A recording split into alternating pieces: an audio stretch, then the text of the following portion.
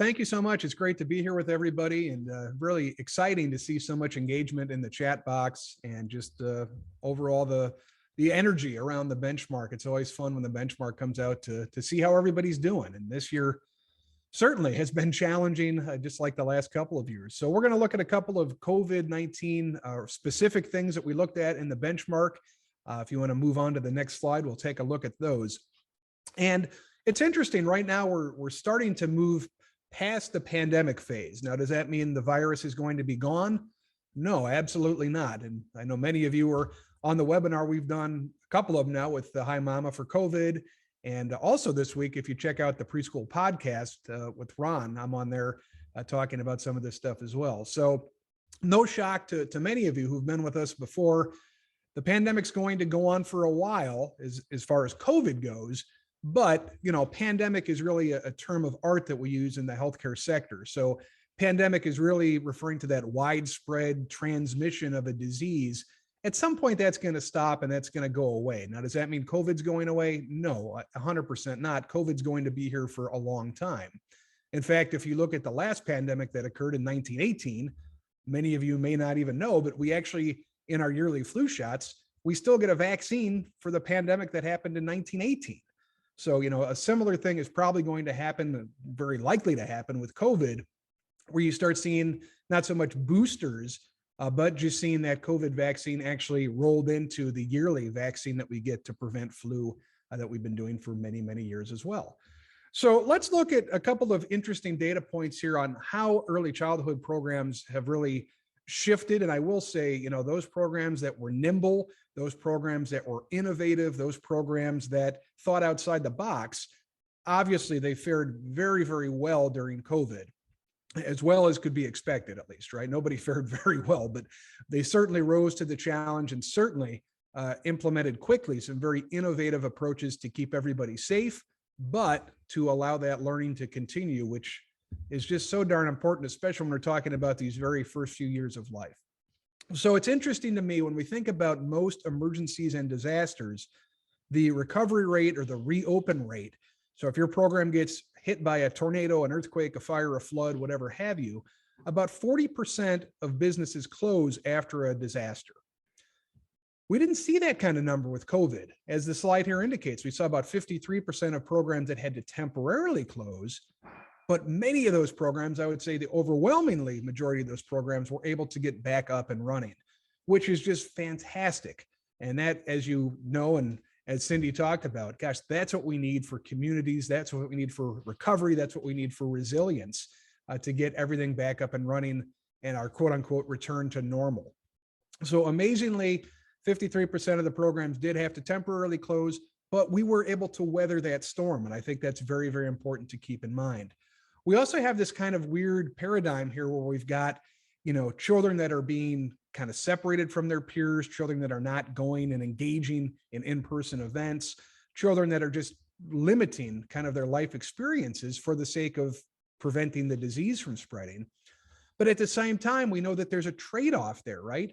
And as you're seeing in the slide as well, what we've seen, if we measure it back a few years ago, is we are seeing that kids that were born during the pandemic did have a reduction in some of those verbal and motor and even cognitive abilities. So that's something to really keep an eye on. And of course, as early childhood educators, it's going to be incumbent on us to make sure that we're recognizing those gaps and making sure that we get these children up to speed as quickly as we can.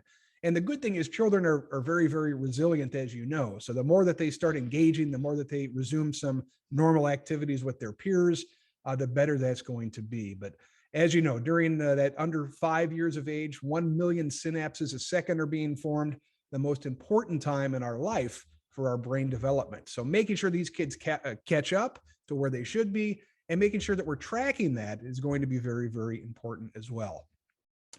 Also, a lot of us had to get a crash course on environmental health and public health, didn't we?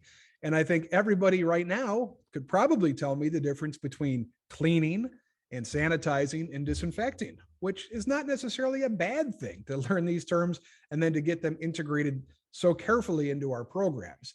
Now, obviously, we wish it didn't take a pandemic to do that, But these types of things, these cleaning, these disinfecting, these sanitizing procedures that we've implemented and now learned so darn well over the last couple of years, they're going to continue to pay dividends as we move forward, keeping kids safe, keeping kids healthy, and also keeping your staff safe and healthy.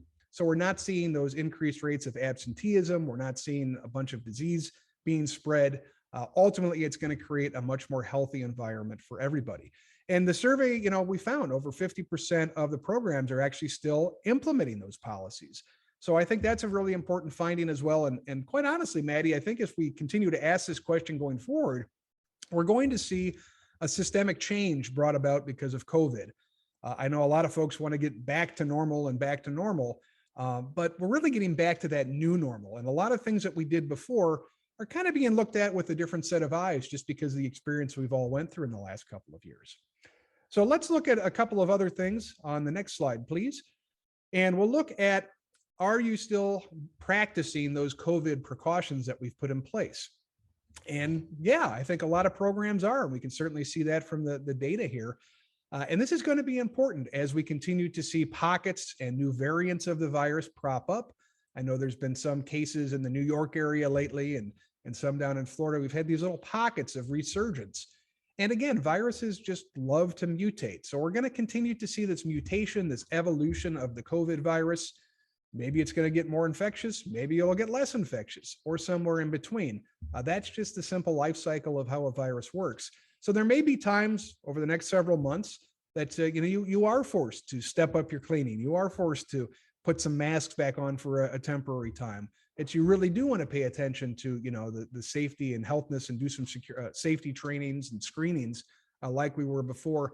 That's just kind of the nature of living through one of these pandemics and then getting past that pandemic phase.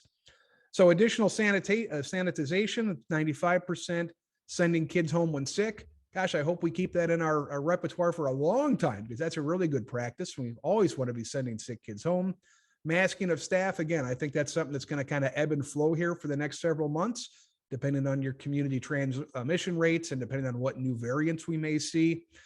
Health screening was a big deal, initially, but as those variants came out, as the symptoms of the virus or the lack of symptoms sometimes changed, we did find that some of that screening could be a little bit less important than we originally thought, especially when we saw folks that were presenting without, fevers and traditional symptoms.